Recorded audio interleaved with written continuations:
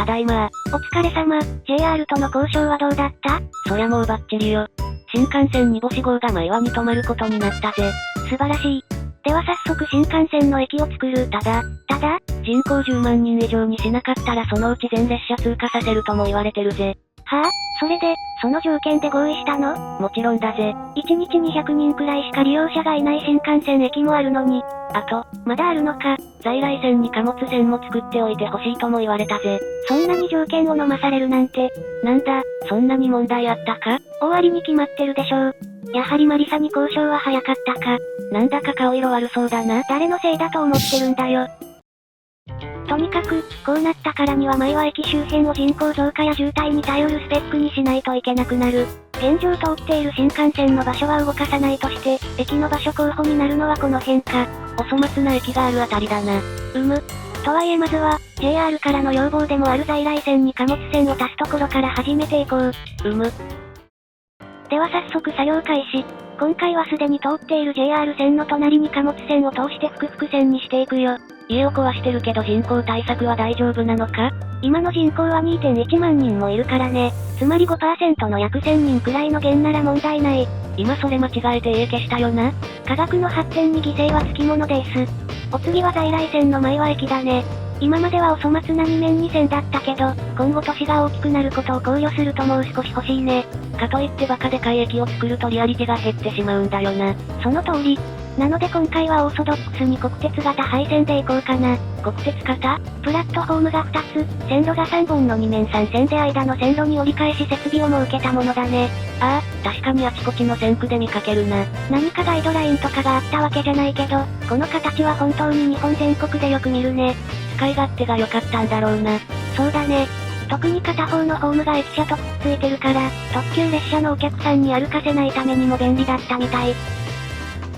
線路の位置は一度設定すると簡単には変えられないからしっかり調整していくよ。細かすぎる。ここまでやる必要あるのか？バカ、水木市長は鉄道に詳しいことで有名でしょうが。そうなのか？こだわりが強くて繊細なタイプだから、視察に来た時に難癖つけられちゃ困るでしょ。まあ、それはそうだな。逆に鉄道がしっかりしてれば他は適当でも許されるから、鉄道沿線はしっかり作っておくのが良いよ。それじゃあ駅のホームを作っていくよ。頼んだぜ。まず最初にプラットフォームネットワークを使ってホームを配置していく。ネットワーク型だからカーブも自在に作れるんだな。その通り。そして次は架線柱を設置していくよ。ホーム周辺は線路が入り組んでるから手動で置かないといけないんだよな。さらに、架線と並行して気電線も張っていくよ。気電線？電車のパンタグラフが接触するトロリー線は、太くすると接触が悪くなっちゃうから細くできている。細い架線は電気を一気に流すことができないから、架線と並行に張った電線から電気を補給するんだ。細い水道管の近くに大きな水道管を足すようなイメージか。そうだね。こんな感じで電線を増やすと、鉄道のリアリティがだいぶ上がる。確かに。面倒だけどやる価値はあるな。ここまでできたら屋根をかぶせたくなるけど、階段や自販機などの構造物を先に配置するよ。屋根をかぶせると屋根の下に物が置きづらくなるからな。駅名標は PO を使ってオリジナルのものを作っていく。もはやモデリング作業では？さらに信号機と信号器具箱なんかも配置。信号機に列車が通過したことを知らせる箱も置いていくよ。相変わらず細かすぎるな。さらにガードパイプと立ち入り禁止看板を置くといい感じに。国鉄時代はもっと長い列車が走ってた感じが出るな。新幹線が通ってるってことは特急列車が走ってた可能性が高いからね。最後に、ようやく屋根を置いていきます。ちょっと幅が広いな。もともと新幹線用の屋根だし用途外の使い方だね。よし、作ろう。ブレンダーとフォトショップを起動して。実はまだこのゲームにはホームの屋根のバリエーションが少なくてね。新幹線の屋根ならあるけど在来線の屋根は少ないんだ。はい、出来上がり。究極の自給自足って感じだな。この動画が投稿される頃にはワークショップに上がっているはずだから、みんな使ってみてね。そして作った屋根ネットワークを配置して、ノードコントローラーで幅を少し調整。あとはホーム上に通路を設置していこう。階段が3つあるってことは通路を分けるのか？その通り。片方は新幹線乗り換え改札のイメージで、もう片方はメインの改札にしていくよ。歩行者パスもきちんと引くことで実際にホームに人が降りられるようにしておくよ。ついでに線路を挟んで通り抜けできるようにしておくといいな。駅ビルはモダンジャパンの広島駅を選択。ついに完成か？だいぶそれっぽくなったね。ここだけ見ると本当に関西圏にありそうな駅だな。これには観光客もみんまり。水木市長もみんまり。次は新幹線駅をさっくり作っていくよ。さっくりしていってね。今回は両側に対比線があって真ん中が通過線になる駅を作るよ。いわゆる新幹線型ってやつだな。新幹線駅は全長400メートルあって歪みがあると大変だから、ネットワーク系はなるべくパラレルロードツールで平行に引き切ってしまうよ。今ひたすらテストしてるのがそれか。これで線路とホームの基本はできた。次に新幹線の停止位置が上下一緒になるように、ステーショントラックの位置を微調整しておくよ。定規の部分でしっかり止まるようになったな。ホームの構造物は屋根を上空に浮かせて作業。ホーム柵は全手動設置か。仕方ないね。でもこれのおかげでかなりリアルになるからね。架線中は鉄骨プロップを P をして組み合わせていくよ。ホームの屋根と一体化してるタイプのあれか。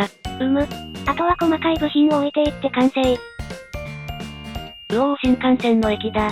このアングルで見ると本当に実写動画みたいに見えるね。今にも新幹線の到着放送が聞こえてきそうだな。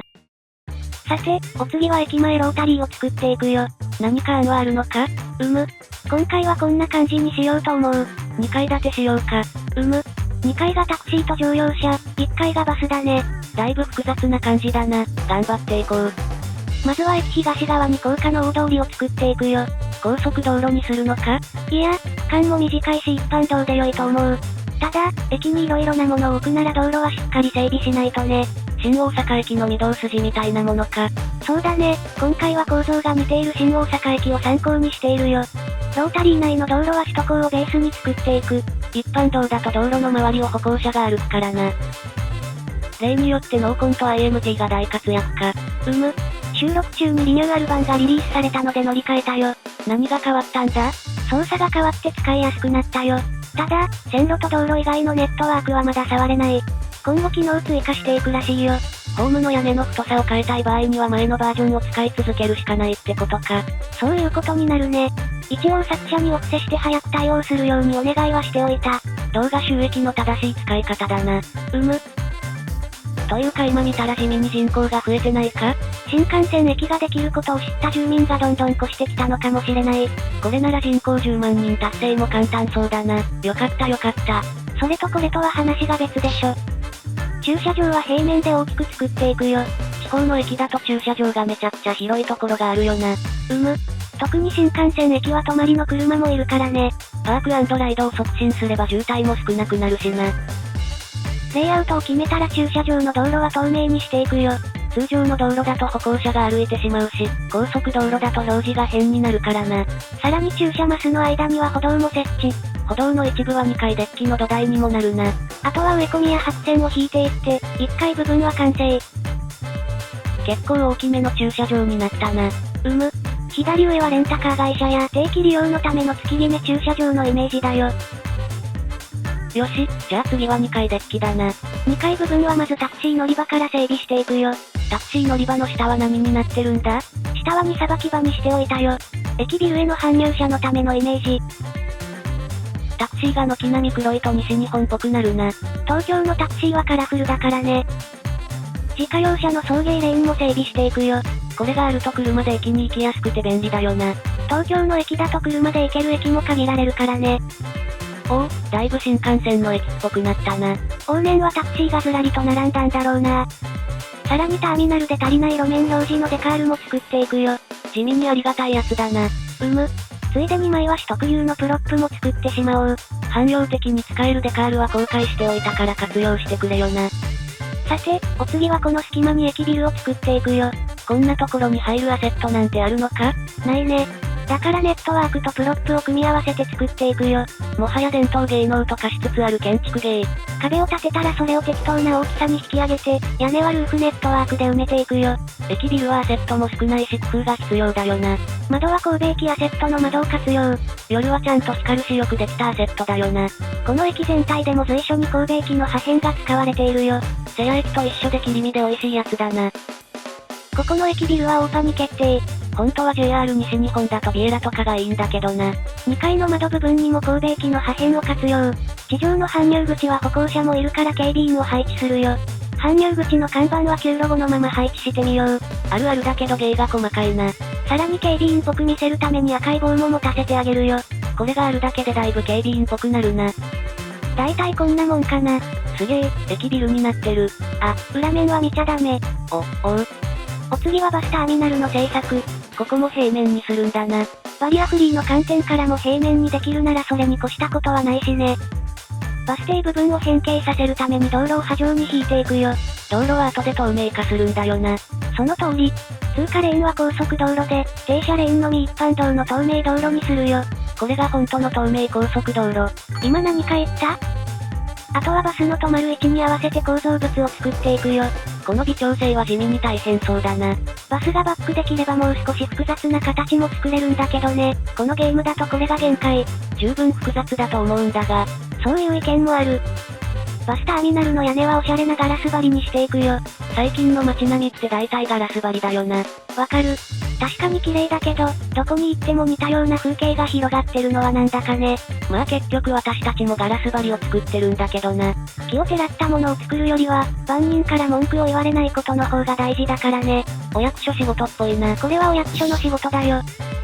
最後は駅前広場の制作だね。駅前広場って何を置けばいいか迷うんだよな。わかる。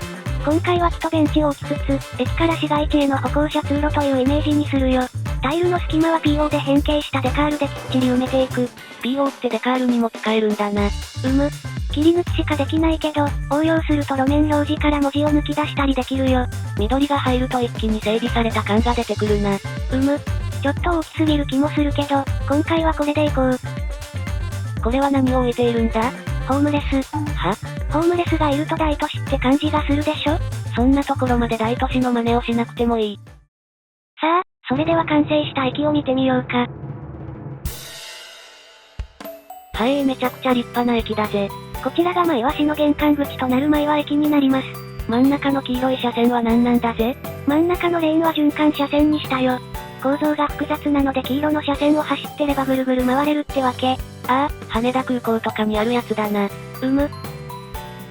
高速バスターミナルはバスが来ないと閑散としてるね。今後バス路線が増えた時に期待だな。水木市までバスを走らせて、市長には経費削減のために高速バスを使ってもらおうか。その意見いいね。ロータリーの案内表示は PO で書き下ろしたよ。観光スポットの前和上もちゃんと案内してるな。もちろん。駅前広場には立派な観光案内所も建てておいたよ。駅前らしくかなり賑わってるな。交番も近くて治安も安心だね。交番から少し離れた喫煙所は治安が少し心配だけどな。歩行者目線で見るとかなりそれっぽくなるね。ホームレスがいなければ100点満点の景色だったな。完璧な都市なんて存在しないからね、仕方ないね。交通機関はどうなってるんだ？今のところ、バスは前回のエピソードで作った竹原団地行きが1系統のみ。バスターミナルがバスで埋まるにはまだ少し時間がかかりそうだな。今後は観光地をしっかり整備して利便性を上げていきたいね。在来線は普通も快速も停車するようになったよ。長距離輸送は新幹線だし、住民の足としては十分だな。煮干しレールスターだ。残念ながら今の前和駅では通過する新幹線も多いね。間違っても全列車通過されないようにしないとな。さて、前和駅周辺も出来上がったし、いよいよ観光地の整備にも本腰入れられるね。その話なんだが。実は JR に駅建設費の一部を支払い忘れてた。だから今金がないんだ。なんだって